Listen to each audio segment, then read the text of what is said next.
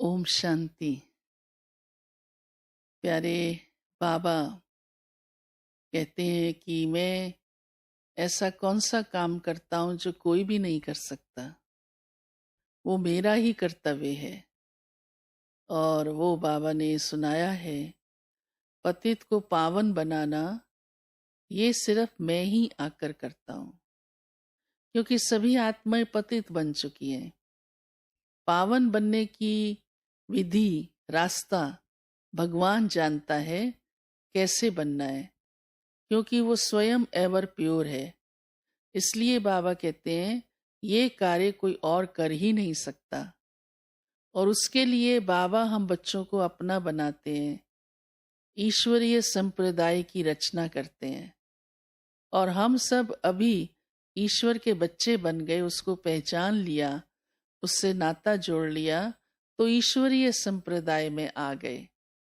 इसलिए बाबा कहते हैं अब तुम हमारे बच्चे हो, तुम मेरे पास आए हो, और इस नॉलेज को लेने से और भगवान से योग लगाने से हम उसके अधिकारी बन जाते हैं। तो बाबा इसलिए ये भी कहते हैं कि बुद्धि पारस कैसे बनती है। आज के समय में आप देख रहे हैं सबकी बुद्धि कैसी कैसी है। भले तीक्ष्ण होगी, बहुत अच्छी होगी, लेकिन साथ साथ नेगेटिव भी होती है, डिस्ट्रॉय करने वाली भी होती है, बहुत प्रकार की होती है। और पतित बुद्धि बन गई तो विकार ही ख्याल में आते रहते हैं, बुद्धि में आते रहते हैं। यहाँ तक कि बाबा ने कहा अहंकार भी आ जाता है, जो सत्यानाश कर देता है। लेकिन बुद्धि पारस बन जाए, सतो प्रधान बन जाए, इतनी शुद्ध हो जाए, उसकी विधि है एक बाप को याद करना। इस योग से ही बाबा कहते हैं बुद्धि पारस बनती है। फिर बाबा ने कहा है आपका काम है इस समय सभी को भू भू करना, मीन्स ज्ञान की बातें सुनाना।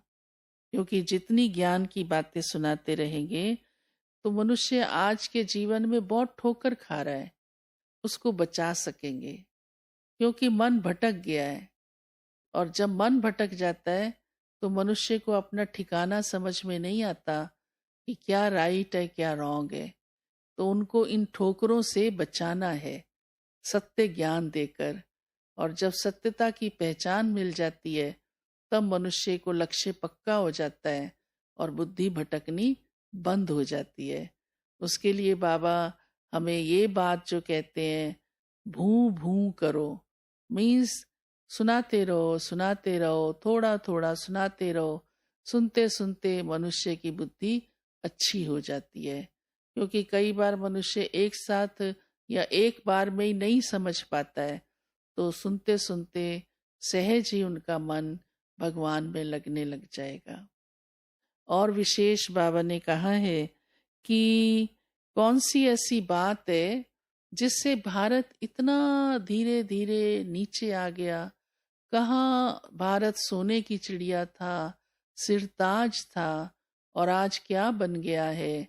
हाँ, जिसको बाबा कहते कौड़ी समान हो गया, क्योंकि सत्यों के आगे तो कौड़ी जैसा हो गया।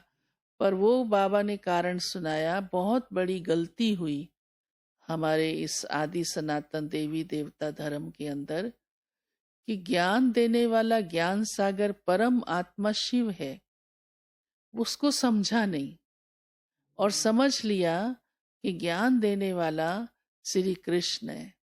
और गीता के अंदर इसलिए यही लिख दिया कृष्ण भगवानुवाच्य, जबकि कृष्ण तो शिव का बालक है।